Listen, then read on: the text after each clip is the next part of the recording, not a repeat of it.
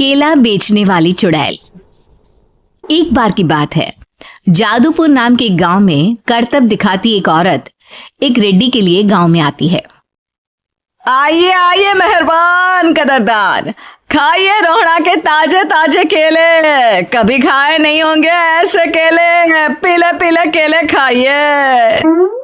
ये कहकर रोहड़ा हाथों में 4 केले लिए उन्हें सर्कल में जोर जोर से हवा में उछालती हुई करतब दिखाती है, जिसे देखकर आसपास के सारे बच्चे अपने अपने मम्मी पापा से उस औरत के पास जाने की जिद करने लग जाते हैं।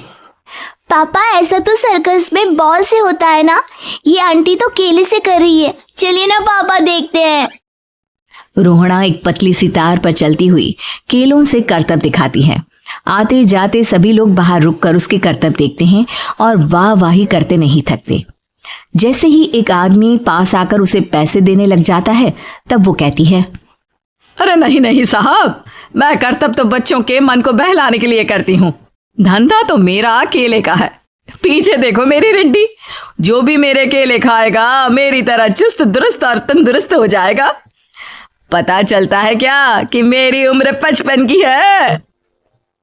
अरे पर ऐसे ठंड के मौसम में कोई केला क्यों खाएगा? ये ऐसे वैसे केले नहीं है साहब, ये शरीर में गर्मी देते हैं, ठंड को दूर भगाए जो भी रोहिणा के केले खाए। पापा, अगर मुझे केले नहीं मिले तो मैं घर नहीं जाऊंगी।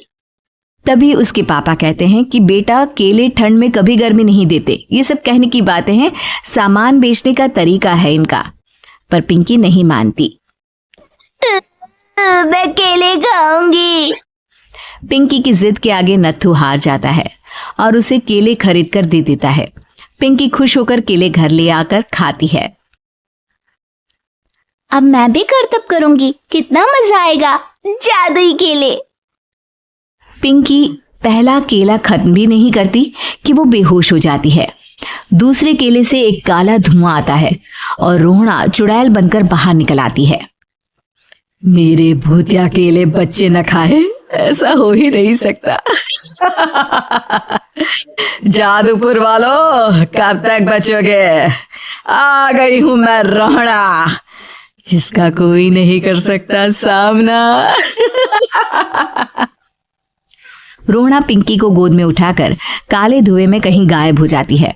शाम के वक्त नत्थू घर लौटता है और पिंकी को घर में ना पाकर उसकी माँ से कहता है, माँ पिंकी कहाँ है? अरे बेटा, उसे तो तू सुबह करतब दिखाने ले गया था ना, फिर कहाँ वापस आए तुम दोनों? मुझे लगा तू उसे अपने साथ मंडी ले गया होगा। हे भगवान, मेरी बच्ची कहाँ गई? मैं उसे घर ही तो छोड़कर गया था माँ। नत्थू गांव के घर कोने में अपनी बेटी को ढूंढता है, पर उसे वो कहीं नहीं मिलती। परेशान होकर आके रो रो कर नत्थू हिम्मत हार कर घर लौट आता है। अगली सुबह रोहड़ा फिर से करतब दिखाने आती है और इस बार पिंकी की तरह रोनी केले खरीद लेता है। 50 रुपए दिए थे पापा ने, सारे पैसों की मैंने केले खरीद लिए हैं। अब मैं भी आंटी की तरह ही करतबबाज बन जाऊंगा। यही सोचते हुए रोनी केले खाता है और पहला अकेला केला आधा खत्म भी नहीं करता कि चुड़ैल उसके सामने आ जाती है। मेरे साथ चलने का समय आ गया है रोनी। ये तो बस शुरुआत है। अब इस गांव के सारे बच्चे धीरे धीरे मेरे कब्जे में होंगे, एक बच्चा भी नहीं बचेगा। ये कहकर रोना रोनी को गोद में लेकर काले धुएं में अदृश्य हो जाती है। इसके बाद हर रोज गांव में से कोई ना कोई बच्चा गायब होता, पर ऐसा क्यों हो रहा है किसी को भी समझ में नहीं आ पा रहा था। रोज की तरह अपनी बेटी पिंकी की तलाश में नत्थू गांव के एक तालाब के पास बैठा रो रहा था। कहाँ गई मेरी पिंकी? शकुंतला के जाने के बाद एक वही तो मेरा सहारा थी। अरे उसकी आत्मा कोस रही होगी मुझे कि मैं अपनी बच्ची को संभाल भी नहीं पाया। नत्थू ये कहता हुआ रो ही रहा था कि तभी तालाब में से उसे शकुंतला की आवाज सुनाई देती है। कहाँ कहाँ कहाँ थी तुम शकुंतला? हमारी बच्ची और सारे गायब हुए बच्चे रोहड़ा के कब्जे में हैं। वो बच्चों को जो केले देती है उससे बच्चे बेहोश हो जाते हैं और उसके कब्जे में आ जाते हैं और वो उन्हें ले जाकर काली दुनिया में ले जाती है। पर वो ऐसा क्यों कर रही है? ये मैं नहीं जानती, पर उस दुनिया का रास्ता मैं आपको बता सकती हूँ। जहां ये नदी खत्म होती है वहां एक केले का पेड़ है, उसके नीचे एक दरवाजा है, वहीं से रास्ता जाता है उस दुनिया का। ये कहकर शकुंतला की आत्मा गायब हो जाती है। गांव के सभी लोग झुंड बनाकर उसी रास्ते से काली दुनिया में चले जाते हैं और वहां देखते हैं कि सारे बच्चे वहां काम कर रहे थे। पापा मुझे ले चलो यहाँ से। पापा पापा।